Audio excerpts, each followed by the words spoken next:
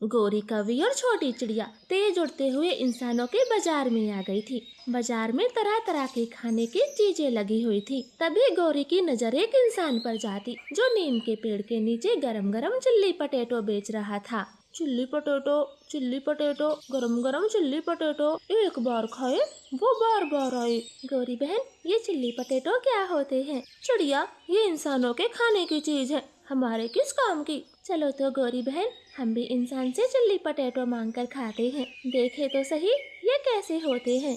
चिड़िया, जहाँ तक मुझे पता है ये इंसान पैसों के भूखे होते हैं और हमारे पास तो पैसे जैसी कोई चीज ही नहीं। गोरी, क्या पता इंसान दयालु हो और मांगने पर थोड़े चिल्ली पटेटो दे दे, एक बार चलकर देखते हैं। फिर छोटी चिड़िया उड़कर उस इंसान के पास जाती और रेहड़ी वाले से चिल्ली पटेटो मांगती। इंसान, मैं भी चिल्ली पटेटो खाऊंगी। आपके चिल्ली पटेटो देखकर मेरे मुंह में पानी आ गया, तो क्या आप मुझे थोड़े से चिल्ली पटेटो दे दोगे? पहले पैसे देने होंगे चिड़िया, तभी मैं तुम्हें चिल्ली पटेटो खिलाऊंगा। इंसान, हम पक्षियों के पास पैसे नहीं होते। हाँ तो फिर खाओ दाना और फल, चिल्ली पटेटो क्यों खाती हो? चिड़िया वापस वहीं चली आती जहाँ गोरी बैठी हुई थी। गोरी, तुमने सही कहा था, ये इंसान तो बड़ा लालची है, मुझसे पैसे मांग रहा था। मैंने तो पहले ही कहा था, मैं सबको अच्छे से जानती हूँ, ये इंसान पैसों के बिना कुछ भी नहीं देते। अगर तुम्हें चिल्ली पटेटो खाने हैं तो हम चोरी कर सकते हैं, इसके सिवा कोई दूसरा रास्ता नहीं। रानू तो दूर से बार बार चिल्ली पटेटो को ही देख रही थी, उसके मुंह में पानी आ रहा था। हाँ गोरी, मैं भी गुड़िया के लिए आपके साथ चोरी करूँगी, ये अच्छी चीज है और तभी मेरी गुड़िया खा पाएगी। चलो हम चोरी करते हैं। ठीक है, तो अब ये इंसान जा रहा है, हम कल फिर से आएंगे। फिर वो दोनों वापस अपने अपने घरों को लौट जाती। गुड़िया बेटी, कल मैं आपके लिए इंसानों वाली चीज लेकर आऊंगी, उसका नाम चिल्ली पटेटो है। मम्मा, मेरी सहेली बोल रही थी, इंसानों की चीजें हमारे सूखे दानों से कहीं ज्यादा स्वादिष्ट होती हैं, मैं जरूर खाऊंगी। हाँ बेटी, मेरे तो देखने से ही मुंह में पानी आ गया था, कल को हम जरूर खाएंगे। ऐसे बातें करते करते दोनों माँ बेटी सो जाती हैं। रात गुजर गई थी। सुबह होते ही गोरी कौवी चिड़िया के घर आती है और वो दोनों चिल्ली पटेटो वाले के पास पहुँच जाती हैं। चिड़िया, तुम इस गंदे इंसान का ध्यान भटकाना और उसी वक्त मैं मौका देखकर चौका मार दूंगी। ठीक है गोरी, मैं इंसान का ध्यान भटकाती हूँ, थोड़े ज्यादा चिल्ली पटेटो लाना, मेरी गुड़िया खाएगी। फिर चिड़िया इंसान के पास चली जाती है और गोरी कौवी रेहड़ी के नीचे छुप कर बैठ जाती। चिड़िया तो थोड़ी देर जमीन पर आंख बंद करके लेट गई थी। अरे अरे, लगता है ये पक्षी मर गया, मेरी ही रेहड़ी के पास मरा है, अब इसे झाड़ियों में दूर फेंक कर आना पड़ेगा। फिर जैसे ही इंसान चिड़िया को उठाने उसके पास जाता, तभी नीचे छुपी गोरी चिल्ली पटेटो लेकर भाग जाती और पेड़ पे बैठ के इशारा करती, काएं काएं काएं काएं काएं काएं। लगता है गोरी ने काम कर दिया, अब मुझे उड़ जाना चाहिए। फिर छोटी चिड़िया वहाँ से उड़कर भाग जाती और वो दोनों अपने जंगल चली जाती। लाओ गोरी, मेरे हिस्से के चिल्ली पटेटो दे दो, जल्दी से आधा आधा कर दो।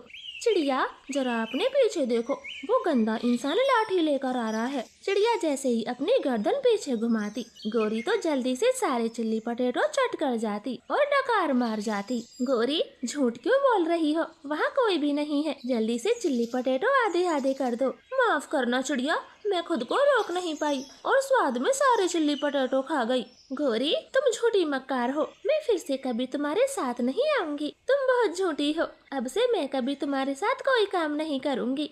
ऐसे चिड़िया वहाँ से चली जाती है। गुड़िया तो मम्मा चिड़िया से सवाल करती, मम्मा मम्मा, आप तो आज चिल्ली पटेटो लाने वाली थी, फिर कहाँ है? मैंने दाना भी नहीं खाया। बेचारी चिड़िया खामोश हो गई थी। फिर अगली सुबह गोरी कौवी चिड़िया के पास आती है। चिड़िया बहन, कल तुमने पूरी बात नहीं सुनी, मैं ये कहने वाली थी, आज के सारे चिल्ली पटेटो तुम रख लेना, मैं गलती से खा गई, प्लीज अब मेरे साथ चल भी दो। नहीं गोरी, आप ही खाओ चिल्ली पटेटो, मुझे कुछ नहीं खाना। सोच लो चिड़िया, गुड़िया को नहीं खिलाने चिल्ली पटेटो, अपनी बेटी के लिए। चिड़िया गोरी के साथ चली जाती है। वो बिल्कुल कल की तरह चिल्ली पटेटो चुरा लेती हैं और इंसान को कुछ भी पता नहीं चलता। लाओ गौरी, मेरे सारे चिल्ली पटेटो दे दो। कल के तो तुमने खाए थे, आज के सारे चिल्ली पटेटो मेरे हैं। तुमने आने से पहले कहा भी था। गौरी तो बड़ी चालाक थी, वो सारे चिल्ली पटेटो लेकर तेज भाग जाती। छोटी चिड़िया को आज फिर से कुछ नहीं मिलता। आई बड़ी सारे चिल्ली पटेटो खाने वाली, मेरे तो मजे ही आ गए। कितने स्वाद होते हैं चिल्ली पटेटो। गौरी तो खुशियाँ मना रही थी। चिड़िया को तो गौरी कवि पर बहुत गुस्सा आ रहा था। अगले दिन चिड़िया गौरी के पास फिर से आ जाती है। प्लीज चिड़िया बहन, आज चल दो, कसम से सारे चिल्ली पटेटो तुम ले लेना। ठीक है गौरी, चलते हैं, लेकिन आज भूल ना जाना। हाँ सहेली, मैं क्यों भूलूंगी, बस आप चल दे, कसम से। गौरी तो बहुत खुश हो रही थी और वो रेहड़ी के पास चले जाते हैं। मगर जैसे ही गौरी रेहड़ी के नीचे छुपती, तभी चिड़िया इंसान के पास आ जाती है और धीरे से बोलती है, इंसान, आपकी रेहड़ी के नीचे शैतान कौवी बैठी है। वो हर दिन आपके चिल्ली पटेटो लेकर भागती है और आपको कुछ पता भी नहीं चलता। जरा झुक कर देखें। वो इंसान बहुत बुरा था। गौरी को हवा में उल्टा लटका देता और लाठी से खूब पिटाई करता। हाय मैं मर गई। इंसान, अब मत मार, आगे से तेरे चिल्ली पटेटो कभी नहीं चुराऊंगी। अब मत मार। बदमाश कभी, अब तुझे यहीं लटकना होगा, कम से कम कल जाकर खोलूंगा। फिर वो इंसान गौरी कवि को बांध देता है और चिड़िया को इनाम के तौर पर चिल्ली पटेटो देता। चिड़िया खुश होकर अपने घर आ जाती है और अपनी बेटी के साथ मजे मजे से चिल्ली पटेटो खाती। आपका धन्यवाद। जंगल में सर्दियों का मौसम आ चुका था। सभी पक्षियों के घरों में पर्याप्त भोजन जमा था, लेकिन शैतान कौवों ने थोड़ा सा भी भोजन जमा नहीं किया था। कालू, मुझे भूख लगी है, कुछ खाने को दो। मैं कहाँ से दूं भोजन, तुम्हारा पेट तो भरता ही नहीं। इतना सारा खाना कैसे पचाती हो, जबकि पूरा दिन घोंसले में पड़ी रहती हो। कालू, सुबह को खाया, एक बार दोपहर को और फिर 3 बजे। अब रात हो गई तो भूख लगेगी कि नहीं? हाय हाय, दिन में 4 बार खाती है। तभी मैं सोचूं, हमारा सर्दियों का भोजन इतनी जल्दी कैसे खत्म हो गया। अब एक दाना तक नहीं मिलेगा, चुपचाप से सो जाओ। इतना बोलकर कालू कौवा सो जाता, लेकिन गौरी कौवे के पेट में चूहे दौड़ रहे थे। मैं सो नहीं पा रही, मुझे कोई जुगाड़ करके भोजन खाना पड़ेगा, तभी मैं चैन से सो पाऊंगी। ये मरा कालू तो सो चुका। फिर गौरी कौवी रात की ठंड में घर से निकल जाती। सब पक्षियों के खिड़की दरवाजे बंद थे, सब सोए हुए हैं, किसका भोजन खाऊं? फिर गौरी कौवी थोड़ा आगे बढ़ती। उसे एक घोंसला दिखाई देता जिसमें किसी पक्षी का अंडा रखा था। मुझे भोजन मिल गया, लेकिन अंडे की माँ भी है, मुझे कुछ करना होगा। फिर गौरी कौवी नदी से पानी भरकर लाती और छुपकर घोंसले में सारा पानी डाल देती। अंडे की माँ नींद से जाग जाती। हाय दैया, ये पानी कहाँ से आया? मेरा पूरा घोंसला गीला हो गया।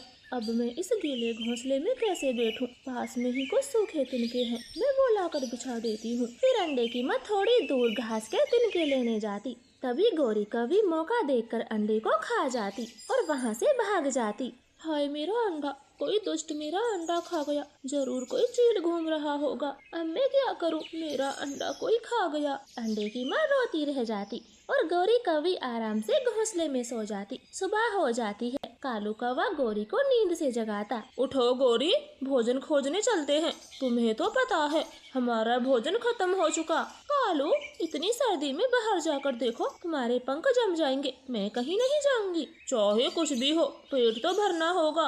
अब चलो जल्दी। फिर गौरी कौवी कालू कौवे को सारी बात बताती कि वो रात को कैसे बुलबुल का अंडा खाकर आई थी। हाँ कालू, अंडा खाने से जल्दी भूख नहीं लगती और स्वादिष्ट भी होता है। मैं नहीं जाऊंगी। ठीक है, तो मैं भी अब अंडा ही खाऊंगा, नहीं खाऊंगा दाना। फिर शाम को कालू गौरी अंडे की तलाश में निकल जाते।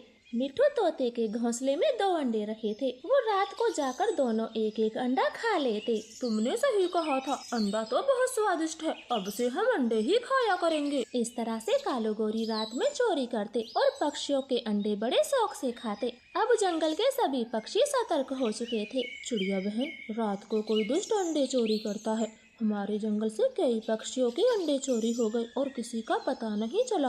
आखिर अंडे चोर कौन है? कबूतर भैया, अपने जंगल में तो कोई भी पक्षी अंडा नहीं खाता। जरूर ये काम किसी चील का होगा। हाँ दोस्तों, हम रात को पहरा देंगे, इससे वो जो कोई भी होगा हमारे जंगल में नहीं घुस पाएगा और मेरी तरह किसी के बच्चे नहीं मर पाएंगे। ठीक है मिट्ठू तोते, एक एक दिन सब पहरा देंगे। वो तीनों ऐसे बातें कर रहे थे। कालू कौवा भाग कर जाता और अपनी पत्नी गोरी को सारी बात बताता। अब वो चिंता में पड़ गई थी। रात हो जाती है। दोनों को तेज भूख लगी थी। गोरी, कबूतर लाठी लेकर पहरा दे रहा है। अब हम अंडे कैसे चुराएंगे? भूख भी बहुत तेज लगी है। कालू, कबूतर यहाँ पहरा दे रहा है। घर में लूसी और अंडा अकेले होंगे। क्यों न आज हम कबूतर के घर ही चोरी करें। गोरी, तुम ही जाओ। मुझे डर लगता है कबूतर से। कहीं देख लिया तो मार मार के बंदर बना देगा। डरपोक कहीं के, मैं जाती हूँ और देखना कबूतर को पता भी नहीं चलने दूंगी और अपना पेट भर कर आती हूँ। गोरी पत्तों में छुपते हुए कबूतर के घर पहुँच जाती। लूसी कबूतरी सोई हुई थी। अंडा उसके बगल में रखा था। गोरी लंबी चोंच से अंडे को पकड़ लेती और दुम दबा के भाग जाती। लो खाओ, अंडा में ले आई और वो कबूतर मेरा कुछ ना बिगाड़ सका। वाह गोरी, तुम तो जीनियस हो। फिर दोनों पति पत्नी आधा आधा अंडा खाते। सुबह लूसी के घर में भीड़ लगी हुई थी। सब पक्षी हैरान थे। ये क्या दोस्तों, कबूतर के घर से अंडा चोरी हो गया। चोर तो बहुत होशियार है, पहरा देते हुए भी अंडा चुरा ले गया। ये कैसे हो सकता है? मैंने तो पूरी रात जागकर पहरा दिया था। बाहर का कोई भी पक्षी नहीं आया। कबूतर, तुम सो गए होंगे। बस तभी वो चोर अपना काम कर गया। कबूतर जी, उस जालम को जिंदा मत छोड़ना। उसने हमारे घर का अंडा चुराया है। मैं जी नहीं पाऊंगी। अब तो सब पक्षी कुछ ज्यादा ही हैरान। आज रात मिट्ठू तोता पहरा देता। कबूतर तो सो गया था, लेकिन मैं पूरी रात जागा रहूंगा और अंडे चोर को पकड़ के रहूंगा। भला मेरे होते हुए कोई हमारे अंडे नहीं चुरा पाएगा।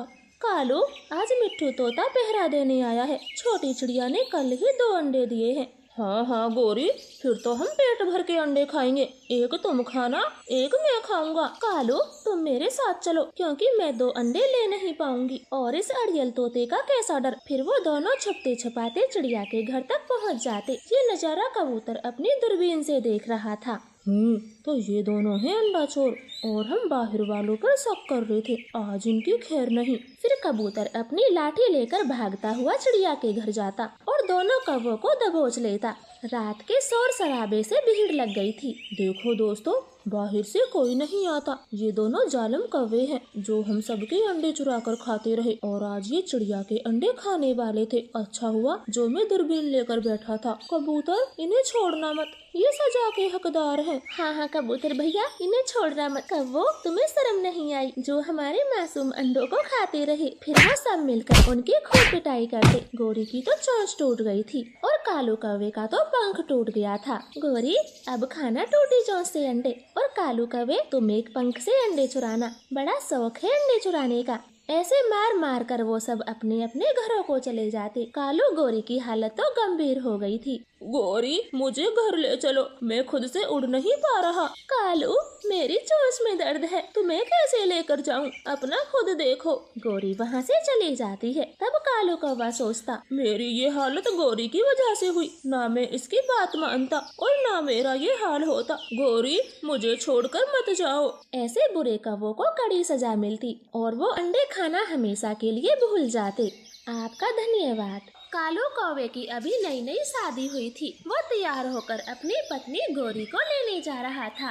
तभी मिट्ठू तोता और रानो चिड़िया उसे रोक लेते हैं। अरे वाह कालू भैया, इतना सज धज के कहाँ जा रहे हो? रानो चिड़िया, मैं अपनी पत्नी गोरी को लेने ससुराल जा रहा हूँ, तो तैयार होना तो बनता है। कालू दोस्त, क्या अकेले अकेले जाओगे? मुझे भी साथ ले चलो। ठीक है तो मिट्ठू तोते, तू भी चल। कालू, बस 2 मिनट रुक जा, मैं अभी नदी में नहा के तैयार होता हूँ।